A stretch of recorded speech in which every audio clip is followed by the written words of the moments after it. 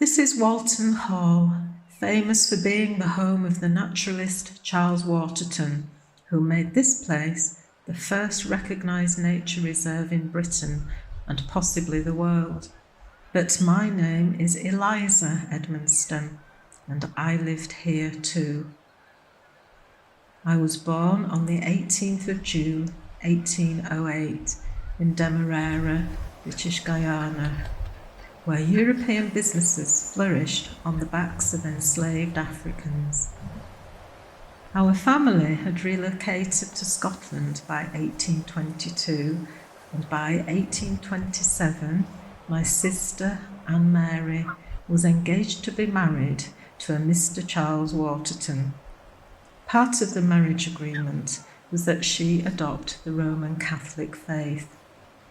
I accompanied Anne to the English convent school in Bruges, where I too undertook the necessary education to convert. My father left myself and my sisters £5,000 each in his will, a sum that could ensure our comfort for the rest of our lives. He also left £500 to a Mary Edmonstone, who was born in Demerara and married Archibald MacCallum. They lived in Ireland in 1827 and later emigrated to Quebec, where Mary was identified as an Indian mulatto.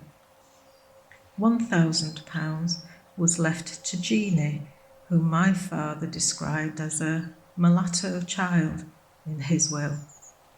Jeanie also lived at Cardross Park with our family. After Anne's marriage, and while Charles and Anne were on their honeymoon, touring areas of Europe, I visited Charles's family seat, Walton Hall, near Wakefield. I found Walton Lake beyond description, and Charles's sister, Mrs. Carr, and her husband, to be a charming couple. On returning to Scotland, these glad tidings ceased when I found our mother in a most pitiful, enfeebled state. I suspected a woman known as Mrs. Mackenzie had placed a considerable amount of laudanum in the wine my mother drank. On the 21st of September 1829, Mrs. Mackenzie was charged with theft of jewellery and the administering of laudanum with intent to murder. The woman fled and was declared an outlaw. I felt people staring at me most dreadfully, and I sometimes felt inclined to knock them down. It was not long after this episode, toward the end of 1829, when I also suffered a period of ill health. This was not the last of our misfortune. Shortly after my illness, my dearest sister Anne died of a fever after giving birth to her son Edmund. It was then that I came to live at Walton Hall to help bring up our nephew. My sister Helen joined me there. In 1840, Charles, Edmund, Helen and I, along with our attendants, toured Europe. In June of 1841, as we journeyed home, the ship on which we were sailing foundered and we were wrecked off the Isle of Elba. In no time at all, the ship sank, taking with it all but the clothes we were wearing. We were forced then to return to Rome before continuing our journey back to Walton Hall. When later Edmund went to school, we would often visit him, and, except for our travels abroad, myself and my sister lived quietly. We devoted ourselves to our pastimes, including the raising of chickens and ducklings. Helen and I became friends with our neighbour, Lady Mary Pilkington of Shevert Hall. and in April 1844, Lady Mary accompanied Helen and myself on a tour of the continent. At the end of 1845, my health deteriorated, and doctors were wary of the threat of tuberculosis.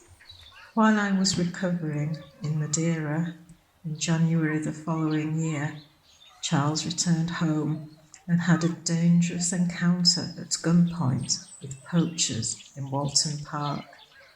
Clearly, the wall Charles had built proved no deterrent, as they had used a ladder to gain entry to the grounds. Much to Charles's dismay, he was forced to stay in England while the culprits faced trial at the assizes in York. Insult was added to injury when the perpetrators were found not guilty. A fit of anger seized Charles, and he threatened to kill all the game in Walton Park to put a stop to poaching once and for all. In 1856, Charles and I travelled to Brussels to visit my brother's children, Charles, Lydia, and Robert John. Our brother-in-law Charles died in May 1865, and Helen and myself became executors of his will, alongside the solicitor Samuel Fozzard Harrison.